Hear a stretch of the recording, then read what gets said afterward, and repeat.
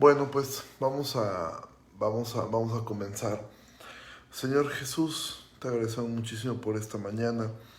Gracias porque nos permites aprender tu palabra y en tu gracia, Señor, podemos mirar, Señor, y podemos aprender de ti. Te ruego que bendiga la vida de cada una de las personas que está tomándose el tiempo para mirar este video, Señor. Te ruego que seas con ellos y que en tu gracia y tu misericordia me ayudes, Señor, a poder exponer este tema, Señor, que es tan importante, Señor, para la vida del cristiano como todos los atributos tuyos, Señor. Pero pienso que este es uno de los atributos más hermosos, no porque los demás no lo sean, pero quizá es el que encontramos uno de los mayores significados para nuestra vida. En el nombre de Jesús oramos. Amén. Bueno, pues me tocó exponer acerca de un atributo de Dios, que es la gracia. Y antes de comenzar, quisiera comenzar con una anécdota. Se dice que hace varios años, cuando eh, C.S. Lewis, el escritor de las Crónicas de Narnia, en alguna ocasión saludos Luz, fue invitado hubo como un congreso de varias religiones en Londres, y entonces estaban ahí los principales líderes de varias religiones, y la pregunta que ellos tenían era, bueno, ¿por qué tu religión es distinta a los demás? ¿O qué es lo que la hace única? ¿O qué es lo que aporta? Entonces, pues cada uno decía distintas cosas. Invitaron a C.S. Lewis y a él le preguntaron pues que realmente ya viendo todas las religiones eran lo mismo, ¿no? O sea, todos decían, pórtate bien, haz las cosas, y vas a reencarnar de mejor forma, o vas a ganar un lugar especial en el paraíso, o vas a tener ciertas cosas. Entonces, la conclusión que están llegando ellos era que realmente todas las religiones eran lo mismo, todas las religiones realmente te ofrecían lo mismo, te ofrecían protección a cambio de que tú hagas, pues te portes bien, y pues entonces recibes algo de parte de ese Dios. Entonces le preguntaron a C.S. Lewis, o sea, en tu experiencia, ¿cuál crees que sea? ¿O qué es lo que entonces hace distinto al cristianismo? ¿Qué tiene el cristianismo que no tiene ninguna otra religión? ¿O por qué el cristianismo debería ser tan relevante? Entonces, C.S. Lewis ni siquiera tomó mucho tiempo y él dijo, el concepto de la gracia es lo que hace distinto al cristianismo del resto de las religiones. Y todos se preguntaron a qué se refería Lewis. Decía, todas las religiones premian tus actos, o sea, es decir, tú haces algo y entonces tú recibes favor de ese Dios. El cristianismo no. El cristianismo da todo, Dios lo da por gracia. De hecho, Dios responde con gracia a los actos perversos del hombre. Eso es lo que hace distinto al cristianismo del resto de religión. Ninguna religión tiene el concepto de gracia. En todas las religiones tú necesitas hacer algo para recibir algo a cambio. En el cristianismo no. El cristianismo es la única religión en la cual tú no haces nada y recibes todo. Eso se llama gracia. Entonces, Romanos 11:6, que es el texto base de esta clase, dice, y si por gracia, luego no por las obras. De otra manera, la gracia ya no es gracia. Y si por las obras, ya no es gracia. De otra manera, la obra ya no es obra. Entonces, Pablo en este capítulo, en el capítulo 11 del libro de Romanos, Pablo está abordando este tema nuevamente de la gracia. Está hablando acerca, y no vamos a meter en temas de escatología porque Romanos 11 trata de eso, pero no lo voy a hacer. Pero habla acerca de que lo que recibimos por Dios es por gracia. Y dice, no es por las obras, porque si fuera la gracia de Dios fuera respuesta a alguna obra que nosotros hiciéramos, entonces Pablo dice, ya la gracia no es gracia. Es decir, Y puedes cambiar en ese momento la palabra gratuita. O sea, pon gracia. De hecho, la palabra gratis, gratuito, viene de la palabra gracia. Porque la gracia es un concepto que tiene que ver con la gratuidad, con las cosas que son gratuitas. Entonces, Pablo dice, si la gracia fuera por obras, por cualquier tipo de obra, ya no sería gracia, ya sería otra cosa. Aunque fuera muy pequeño lo que cobrara la gracia, entonces ya no sería gracia. Te pongo un ejemplo. A lo mejor alguien te pudiera vender a ti algo. Imagina que alguien te llega y te ofrece un auto, último modelo, y te lo vende en $1. Tú dices que me lo regaló. No, no te lo regaló, te lo vendió muy barato, exageradamente barato, imposiblemente barato, pero no fue gratis. Si tú pagaste $1, entonces no fue gratis. Y dices, pero es que no me costó nada. No, sí te costó $1.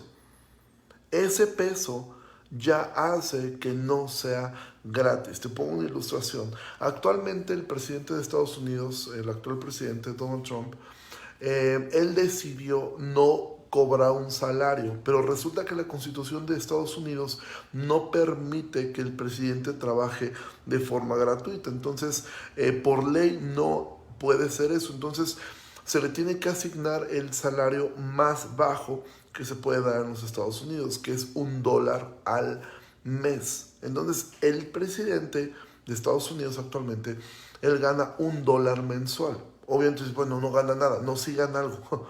Sí, ridículamente bajo, pero no lo hace gratis. Con eso, en la Constitución de Estados Unidos, no se puede decir que alguien trabajó gratuitamente, porque por lo menos recibió $1.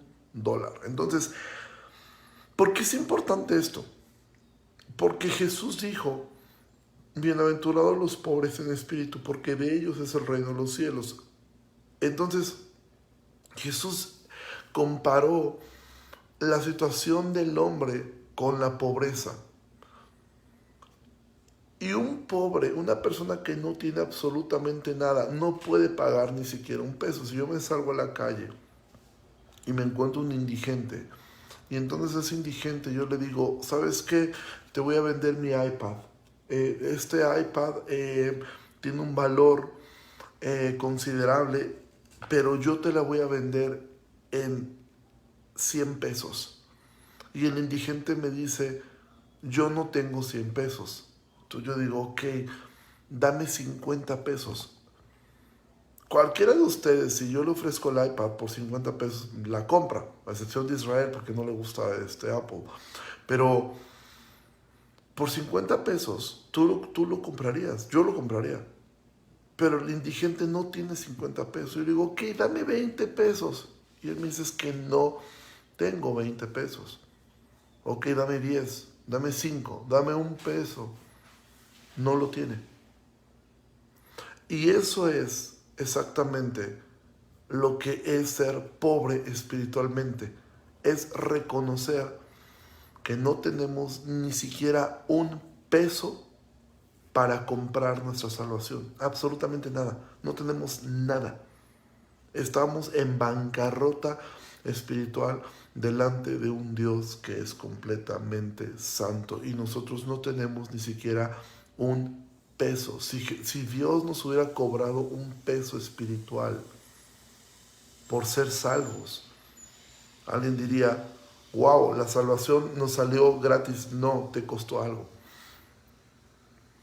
Entonces el concepto de gracia no existe en ninguna religión, es algo exclusivo del cristianismo.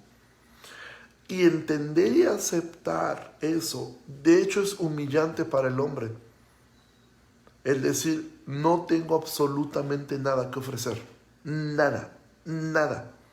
Algunos creen, ¿qué viste en mí? ¿Qué fue lo que viste en mí? Dios no vio nada en ti. Lo único que Dios vio en ti fue alguien que merecía el infierno, que necesitaba ser salvado. Fue lo único que Dios vio en nosotros. Estábamos perdidos en nuestros delitos y pecados.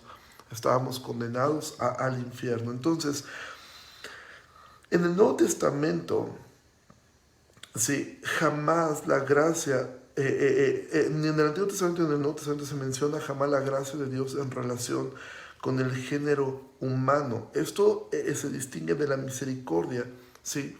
¿Por qué razones es importante distinguir lo que es la misericordia de lo que es la gracia? Porque la misericordia de Dios está sobre toda la humanidad. Dios es misericordioso y realmente lo que nosotros llamamos gracia común, a este principio de misericordia de Dios hacia todas las personas, pero la gracia únicamente está realmente sobre los que han creído. Y me gusta la cita que pone Pink de Abraham Booth. Dice, él describe la gracia de esta forma: es el favor eterno y totalmente gratuito de Dios, manifestado en la concesión de bendiciones espirituales y eternas a las criaturas culpables e indignas, ¿sí? Es decir, la gracia es algo inmerecido, dado de forma gratuita a personas que no han hecho nada, sino al contrario, han hecho todo para no merecer gracia. Sin en cambio, Dios lo ofrece, porque la gracia no puede ser comprada, no puede ser lograda, no puede ser ganada, ¿sí?, por nadie. La gracia es eso, es totalmente gratuito. Y es más, nuestro pecado era tan profundo que nosotros ni siquiera deseábamos la gracia. Ni siquiera lo deseábamos. Nada. Entonces la gracia ni siquiera fue a lo que yo me acerqué como un indigente a un lugar de comida y estuve mendigando allí, causando un poco de lástima, y entonces alguien salió y me ofreció la comida. No, ni siquiera yo deseaba. Es más, yo corría en mi pecaminosidad, yo corría lejos de la gracia, ¿sí?, lejos de Dios. No había nada en nosotros, ni siquiera en ese sentido, porque aún eso sería una obra para un indigente. Bueno, se acercó, por lo menos tuvo la iniciativa de acercarse. En este caso, el hombre ni siquiera tiene esa iniciativa.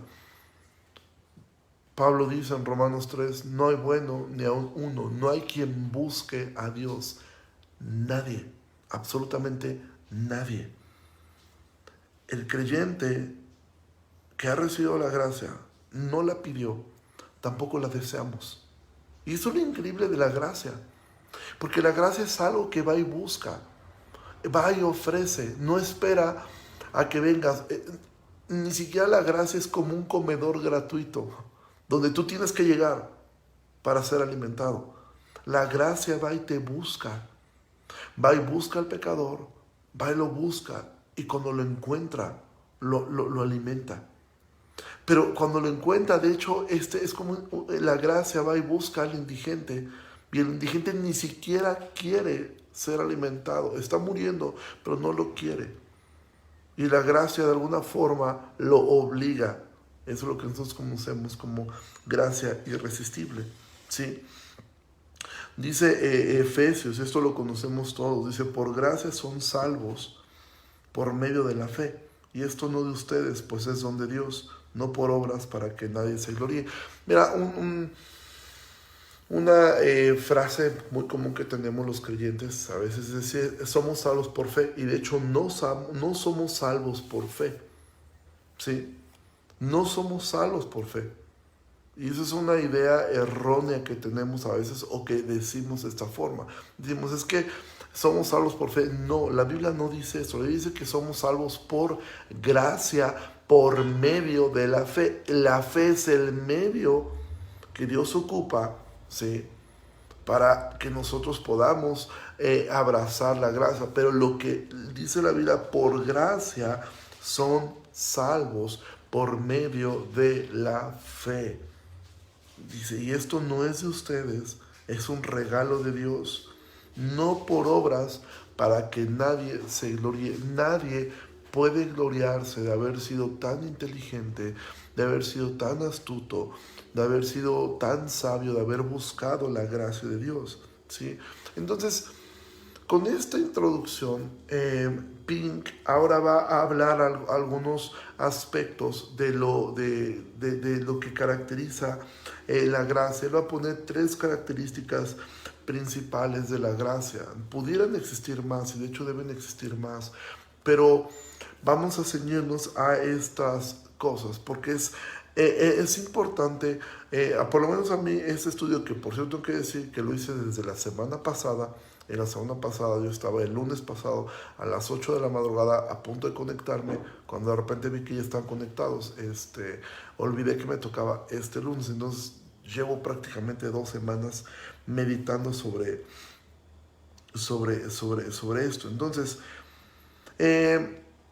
la gracia, dice Pablo también antes de entrar a las características, en Romanos 4 dice, al que obra no le considera el salario como gracia, sino como obligación. Es decir, dice, pero al que no obra, sino que cree en aquel que justifica al impío, se considera su fe como justicia. Es decir, el hombre, la gracia no es como tú vas a tu trabajo y cuando te pagan tu salario, eso no es gracia, ¿sí?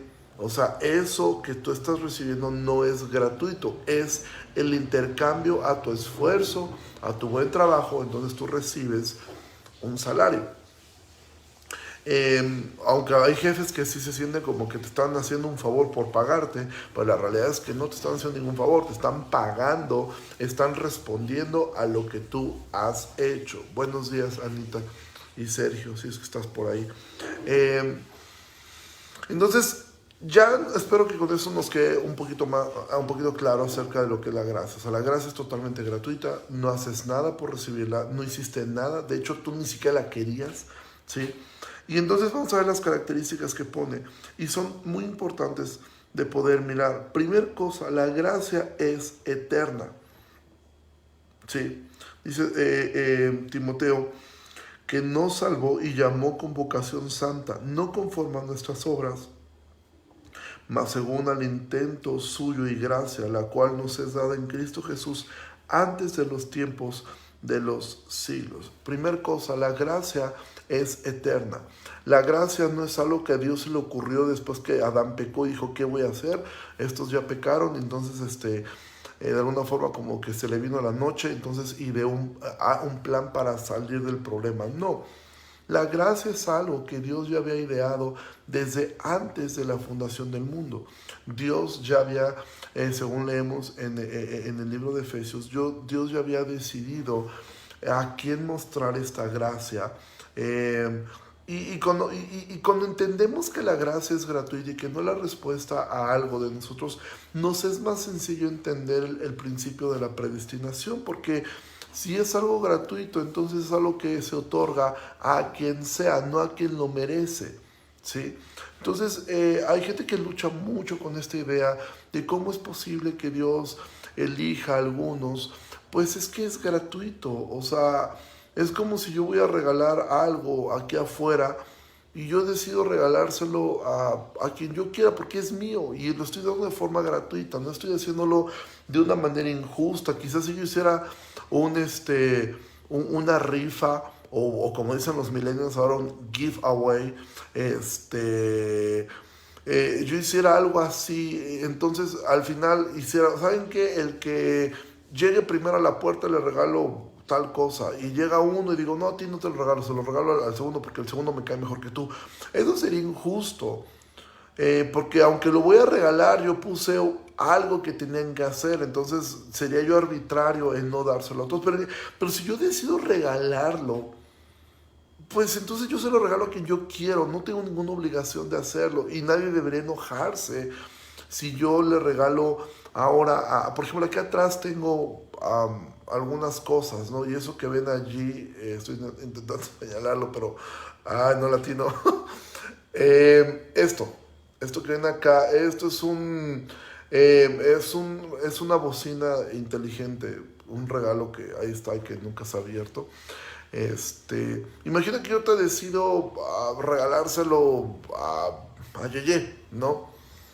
Y los demás dijeron, oye, pero ¿por qué Yeye si se conectó hasta ahorita?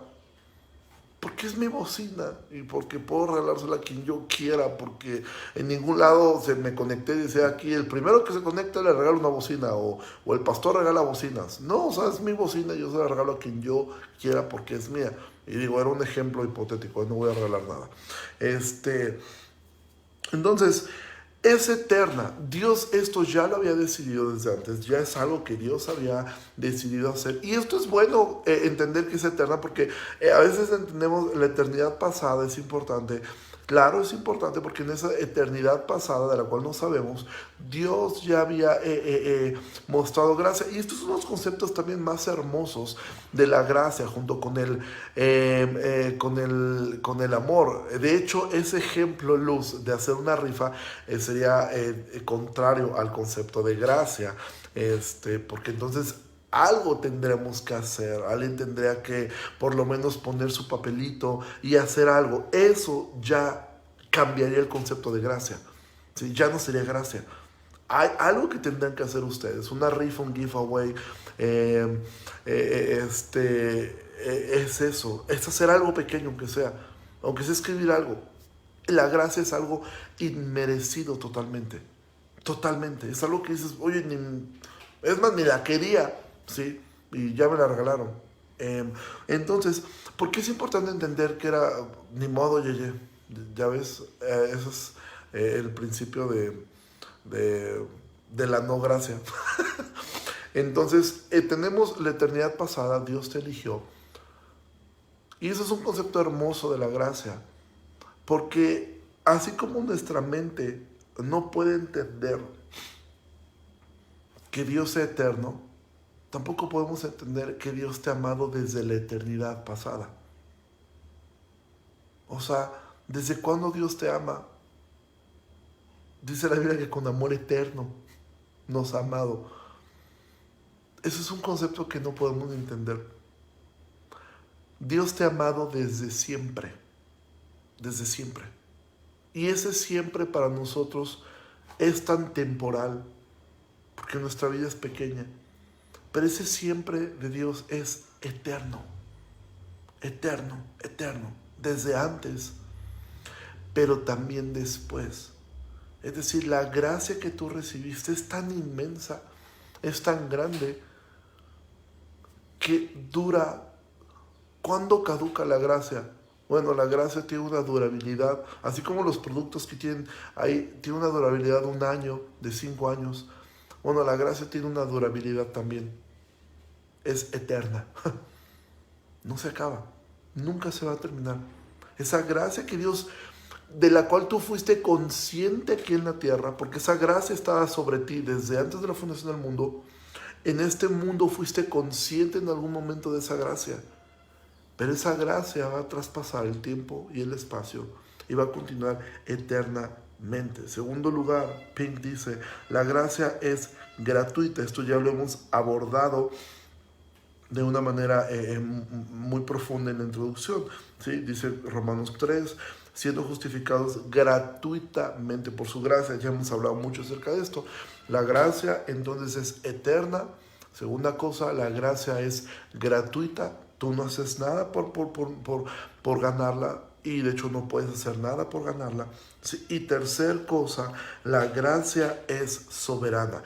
Y aquí es el concepto donde más trabajo nos cuesta aceptarlo y entenderlo, que la gracia es totalmente un acto soberano de Dios. Sí, dice la Biblia, tendré misericordia del que tendré misericordia. Dios no está obligado con ninguna de sus criaturas, ¿sí? Y mucho menos con las rebeldes. ¿Sí? Si existiera un tipo de obligación de Dios, no sería con nosotros, ¿eh? O sea, sería con las criaturas que no han sido rebeldes. Es decir, en ese sentido, créeme, un gato, un pajarito tendrá más oportunidad que tú, o sea, o que yo. Si esto fuera en un asunto de merecimiento, que nadie lo merece, pero créeme que hay una fila interminable de seres que han mostrado por lo menos perfección, como los ángeles que no se rebelaron, los ángeles que actualmente están, ¿sí? Que de hecho ellos también han conocido un concepto de gracia. La gracia es infinita, ¿sí? Pero aquí en las criaturas terrestres, créeme que habría un árbol tendría más oportunidad de recibir gracia que tú si esto fuera por merecimiento, ¿sí? Entonces, Esto es uno de los conceptos más que al hombre le cuesta tanto trabajo aceptar, que sea Dios soberanamente quien otorga gracia, ¿sí? Pink lo dice así: no hay nada que ponga más furioso al hombre natural y que más saque a la superficie su enemistad innata, arraigada contra Dios, que el hacerle ver que su gracia es eterna, gratuita y soberana. ¿Sí?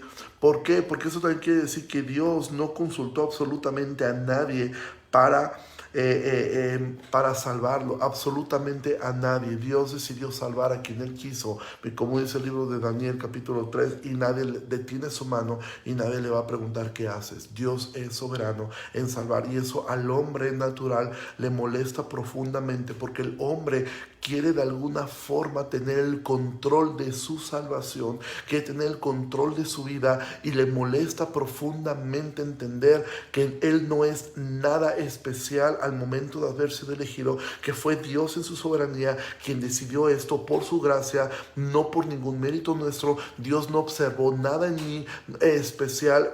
Esto no me hace a mí no me hace mejor que ningún ser humano. No soy mejor que Hitler, no soy mejor que absolutamente nadie. Fue su mera gracia, y el hombre le molesta entender que Dios soberanamente ha elegido, porque el hombre no termina de entender, o no terminamos de creer que Dios es soberano, y que esa soberanía enorme para nosotros resulta en salvación, pero para otros no. Y este concepto es para muchos tan difícil de aceptar, porque no aceptan que Dios sea soberano, no aceptan que no hay nada que ocurra sin que Dios lo haya determinado de antemano, que no tenemos el control de absolutamente nada, que en nuestra responsabilidad intentamos hacer las cosas como nosotros queremos, pero al final Dios es soberano. Y Pink va a poner ejemplos, ¿sí? De Manasés, de Pablo, ejemplos que yo creo que ya veremos, nosotros ya debemos conocer. El ejemplo quizá más común es Pablo. Pablo iba a todo lo contrario a Damasco, a lo que terminó. Sí, él no iba a conocer a Dios, de hecho él iba a intentar destruir, eh, iba a intentar destruir la iglesia. Eso fue a lo que él se acercó. Entonces es un ejemplo de lo que es la gracia. Y tú imagina esto: ¿cuántas personas mejor portadas que Pablo no debieron haber existido en esa época? Muchas. ¿Y por qué Dios decide salvar a una de las peores personas, a uno de los enemigos más feroces de la iglesia? Y Dios decide salvarlo a él. Y Dios decide usarlo a él. Yo me pongo a pensar en la familia de Esteban, porque seguramente tenía familia, no sé si era casado, pero seguramente tenía padres, quizá hermanos. Era muy, el concepto de hijo único era muy, muy poco común en esa época. Imagina quizá a algún familiar de Esteban, creyente, viendo a Pablo, que Pablo anteriormente había consentido en el asesinato de Esteban. Esto debe haber sido a un principio un poco complicado, en todos los sentidos. En sí, bueno, ¿por qué Dios salvó a este tipo? Y luego, ¿por qué lo usa como probablemente Esteban algún día anheló ser usado por Dios? Porque Esteban era un joven, era un diácono de la iglesia, y yo creo que como cualquier persona, imagina esto: si nosotros admiramos a Pedro, a Juan, siglos después, 21 siglos después, con lo poquito que leemos en el libro de los Hechos, admiramos a Pedro. ¿Tú te imaginas la admiración que tenía Esteban por ellos? O sea, Esteban seguramente miraba a los apóstoles con una admiración de querer ser algún día quizá como ellos. Y de repente todo queda truncado. Y ahora viene Pablo, un asesino, y ahora él es el usado por Dios. Eso es gracia, ¿sí? Y por eso es que la gracia de Dios en el Evangelio es una piedra de tropiezo, ¿sí? Para el judío que se cree justo, para el hombre que se cree justo, es una locura, ¿sí? Es una locura para el intelectual, ¿sí?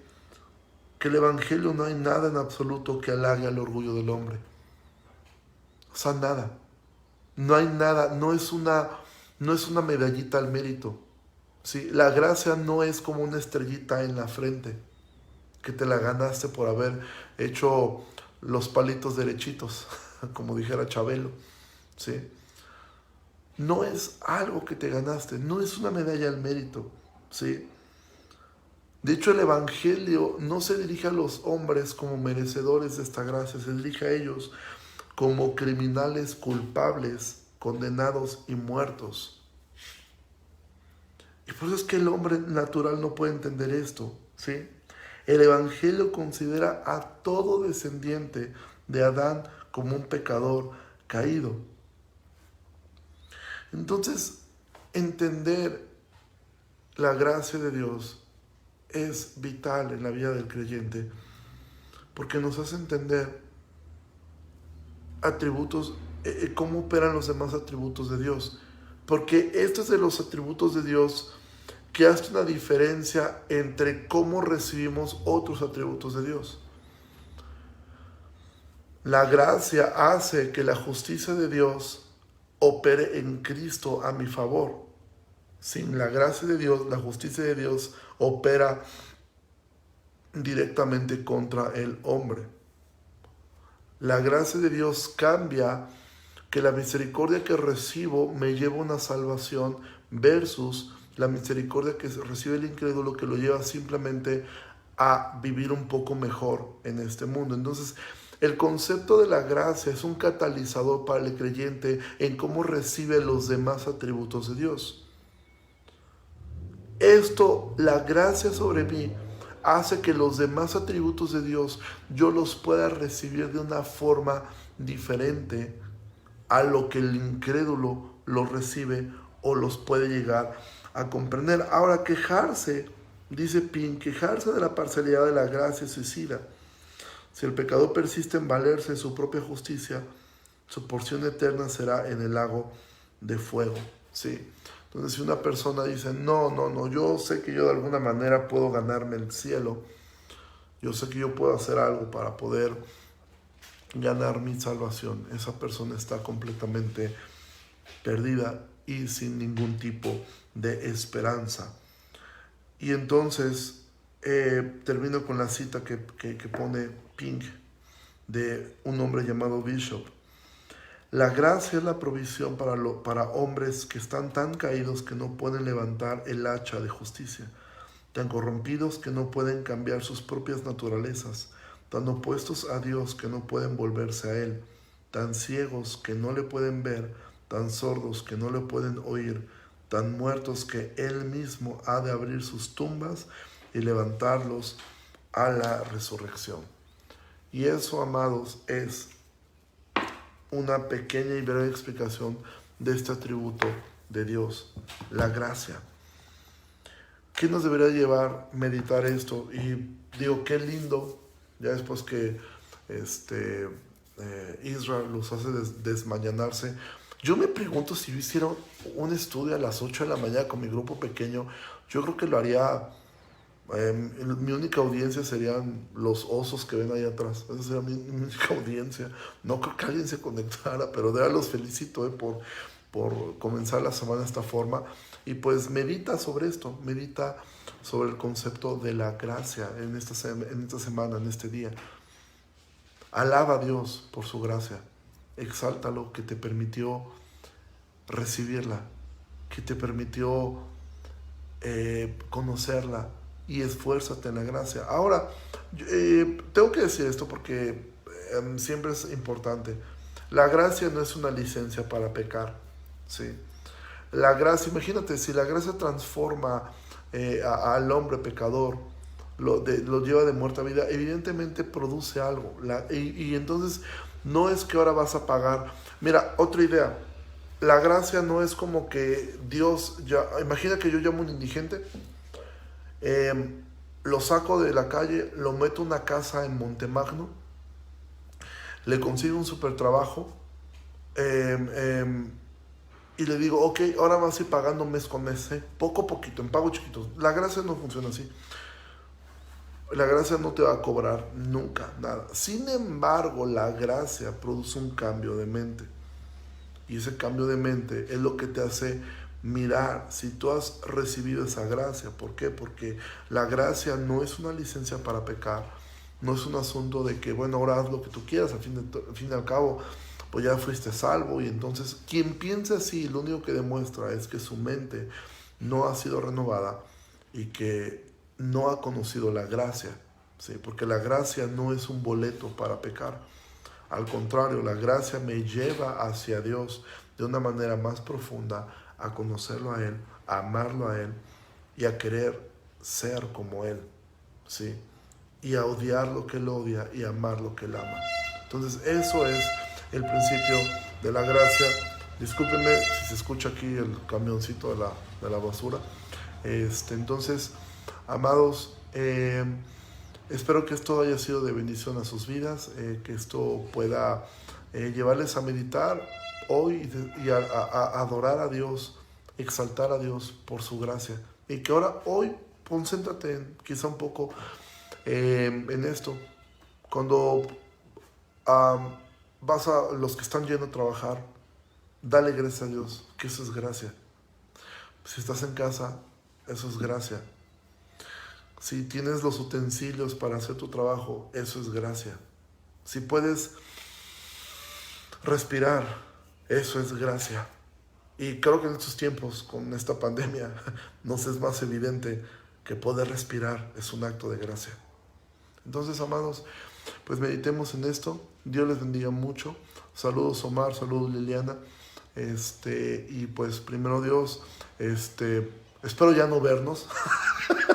No a las 8 de la mañana el lunes. No, no es cierto. Siempre que sea necesario, es un gusto poder participar aquí con ustedes. Entonces, pues voy a orar y bueno, a mí me encanta tener interacción. Entonces, si alguien quiere conectarse, yo sé que estoy un poquito retrasado, pero si alguien quiere conectarse, indíquenmelo, mándenme la invitación para saludarnos. Termino de orar, checo si hay alguien que quiera hacerlo, nos saludamos y si no, alguien nos despedimos. Gracias, Señor, por esta mañana.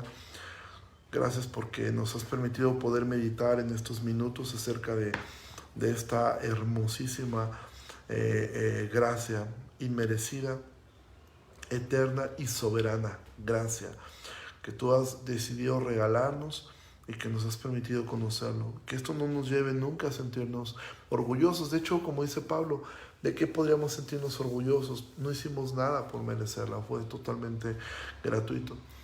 Gracias por tu misericordia, gracias por tu gracia, gracias porque nos permites aún estos medios para poder hacer esto, que en otro tiempo hubiera sido imposible.